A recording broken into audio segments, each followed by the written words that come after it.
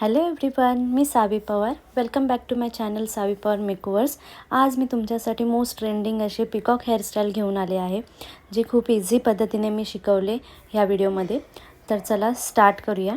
ह्या हेअरस्टाईलसाठी तुम्हाला काय करायचं आहे, सगळ्यात आधी तुम्हाला इयर टू इयर पार्टिशन करून घ्यायचे आहेत, ज्या पद्धतीने मी व्हिडिओमध्ये केले. त्याच्यानंतर बॅक जो सी सेक्शन आहे त्याच्यामधून हाफ पार्टिशन तुम्हाला वरती टाय करायचं आहे आणि खालच्या पार्टिशनमधून एकदम पातळ केसांची लेयर घेऊन त्याला बॅक कोमिंग करायचं आहे. हे आहे आपलं स्टफिंग, जे मी डोनट ओपन करून केलं आहे. मग त्याच्यानंतर तो स्टफिंग तुम्हाला त्या केसांवरती फिक्स करायचं आहे आणि त्याच्यावरती अजून थोडी केसांची एक लेयर तुम्हाला बॅक कोमिंग करून फिक्स करायची आहे.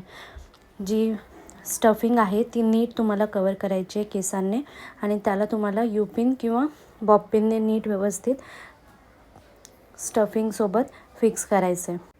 सगळी केसं नीट फिक्स करून झाल्यावर तुम्हाला स्प्रेने त्याला फिनिशिंग द्यायची आहे, म्हणजे जी मेसी केसं असतील ते नीट व्यवस्थित बसवायचे. त्याच्यानंतर जो वरचा सी सेक्शन आपला सी पार्ट होता त्याच्यामध्ये तुम्हाला पफ क्रिएट करायचा आहे, म्हणून मी छोटे छोटे पार्टिशन घेऊन त्याला बॅक कोमिंग करून हे पफचं स्टफिंग म्हणजे पफला थोडंसं वॉल्यूम दिलं आहे आणि त्याच्यानंतर जो पफ आहे तो मी रबरने फिक्स केला आहे. इथे मी कोणतेही बॉपिन यूज केले नाही आहे, डायरेक्टली तुम्ही रबरने असे फिक्स करू शकता. त्याला अजून थोडं होल्ड करण्यासाठी मी 2 बॉपिन फक्त यूज केलेत. त्याच्यानंतर जी उरलेली केसं आहेत ती सगळी वरती टाय केलेत आणि त्याच्यामधनं एक छोटं पार्टिशन घेऊन तुम्हाला खालच्या साईडने एक पेटल टाईप, म्हणजे जो आपला पिकॉक हेअरस्टाईलचा एक पार्ट आहे तो तुम्हाला क्रिएट करून घ्यायचा आहे. म्हणजे जो एक पंख टाईप तुम्हाला क्रिएट करायचं आहे. ज्या पद्धतीने मी व्हिडिओमध्ये दाखवले त्या पद्धतीने तुम्हाला छोटे छोटे पार्टिशन घेऊन केसांचे असे पेटल्स क्रिएट करत जायचे आहेत आणि 2 पेटल्सच्यामध्ये एक पेटल क्रिएट करायचं आहे, म्हणजे तुमचं जे खालचे पेटल्सचे पिन्स असतील ते हाईड होतील. आणि अशाच पद्धतीने तुम्हाला नीट व्यवस्थित पुल करत आणि त्याला फिनिशिंग देत पेटल्स क्रिएट करत जायचे आहेत, ज्या पद्धतीने मी व्हिडिओमध्ये दाखवते.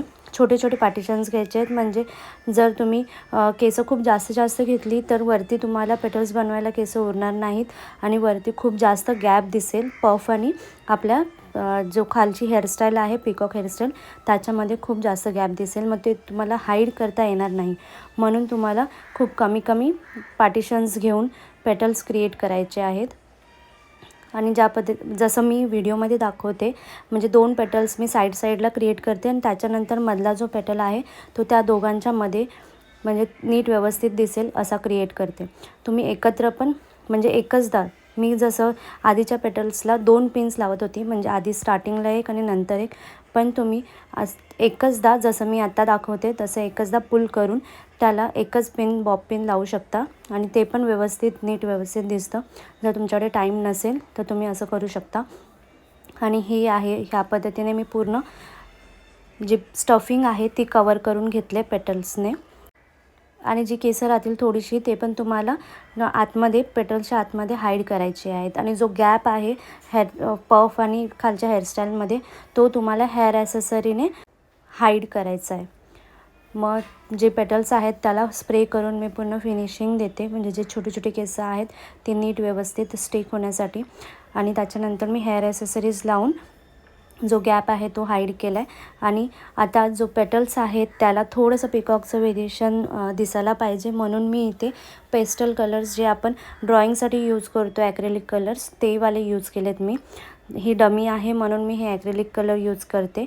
जर तुम्ही रिअल क्लायंटवर करत असाल तर तुम्हाला कलर स्प्रे येतात ते यूज करायचे आहेत, ॲक्रेलिक कलर स्प्रे. त्याच्यानंतर हे डायमंड्स लावून ही हेअरस्टाईल मी कंप्लीट केले. डायमंडच्या व्यतिरिक्त तुम्ही इथे पर्ल्स किंवा कोणतेही वेगळे ॲक्सेसरी यूज करू शकता.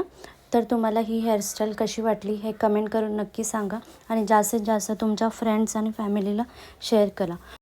आणि ह्या हेअरस्टाईलची जी फ्रंट व्हेरिएशन आहे त्याचा व्हिडिओ मी लवकरच पोस्ट करणार आहे, म्हणून तुम्ही माझ्या चॅनलला सबस्क्राईब करायला विसरू नका आणि बेल आयकॉनवर टिक नक्की करा. तर चला भेटूया नेक्स्ट व्हिडिओमध्ये with new variation. Thank you everyone.